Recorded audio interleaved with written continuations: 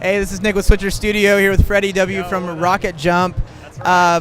Freddie, can you tell us a little bit about how you started making videos in the first place? Like, how did you get into YouTube?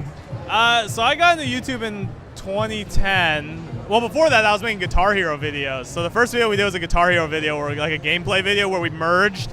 Like, we were ahead of the game, by the way, because we merged real life footage with gameplay footage, which is like pretty boring now, but at the time, revolutionary and game changing in a number of ways. So that's where we started. And then just wanted to keep making movies, and like putting stuff online was the easiest way to do that. And before YouTube, you had to pay for your own hosting, and then YouTube came around and that became like, oh cool, we don't have to pay for hosting. That literally was the only reason why we were on YouTube, was because it was free. And then people were there and could see it, and that's what we cared about, was getting people to watch our stuff. So that's how we got started. Awesome. And now you have a huge studio. You're doing amazing productions. For me, it's big. You have more cameras than you have phones. We said this earlier. That's true. Can you talk a little bit about what that process is like, and how big your team is, and what's it like in an average day at Rocket Jump? Well, so I think we're starting to do a lot more longer form stuff. We just finished a show for Hulu called Dementia 404, which is kind of like a sci-fi, like kind of Twilight Zone-esque. Every episode's like a different sci-fi premise sort of thing, which is on Hulu now. So it's a mix of coming up with like just ridiculous short video ideas, some of which we do, some of which we're like, we need a little more like financial help to do because they're big and ridiculous. And then also just writing and pitching longer form stuff. So we're working on feature film, we're working on the Video Game High School animated show. So it's not actually as action-packed as it used to be, because I think for us the focus has been getting more towards 20-minute long, 30-minute long shows, as opposed to just like only short internet videos, which we love. But also, if you do short internet videos nonstop, you can't do anything else. And what we want to do is we want to do more than just that. And you're getting into live video. I guess you've done some already, but So maybe putting some more resources there? Yeah, so we've done some stuff in the past with like Twitch and now Facebook is like the big new thing, and YouTube Live and everything. So we've been actually messing around with Switcher Studio with like board game streams. Matt's like a huge miniature painter.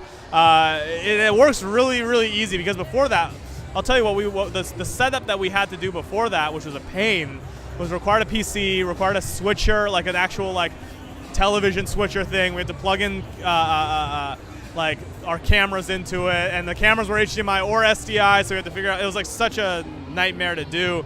And when we met you guys, we saw this stuff, and we're just like, dang, like this is way faster. So we're gonna be doing more live stream stuff. We're probably gonna get more into board games, and also kind of try and do some more on the set, behind the scenes, like live from set type of things as well.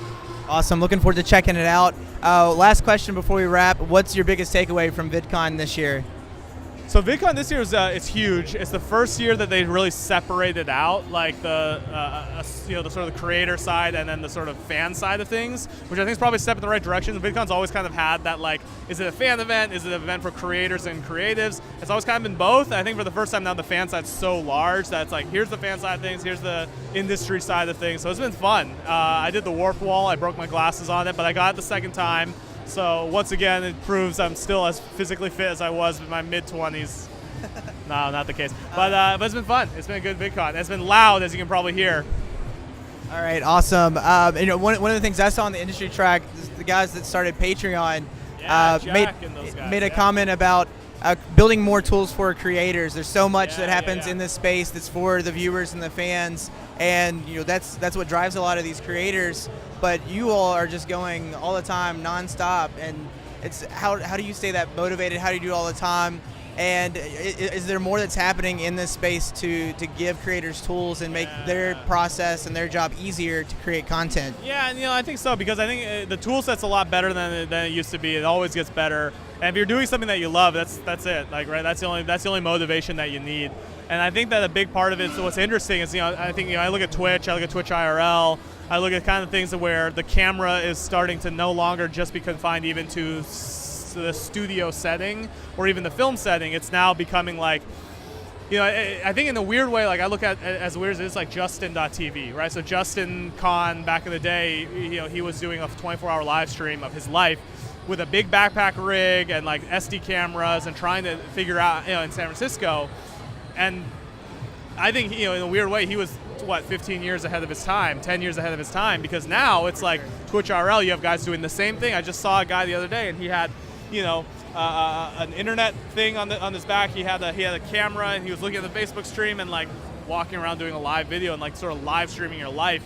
So it is weird. It's almost like we're entering like a Truman Show-esque sort of like world, but instead of like the idea of like, oh, it's Truman and like other people are like filming him, it's no, he's willingly putting himself out there live 24/7. So I don't know. I think it's a crazy world that we're sort of starting to get into, and the tech is definitely enabling it, which is really interesting to see where it goes. Awesome. Well, thanks for stopping by.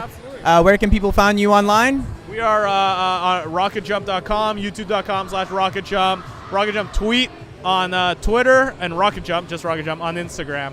Awesome. All right. This is Nickel Switcher Studio. We'll catch you next time.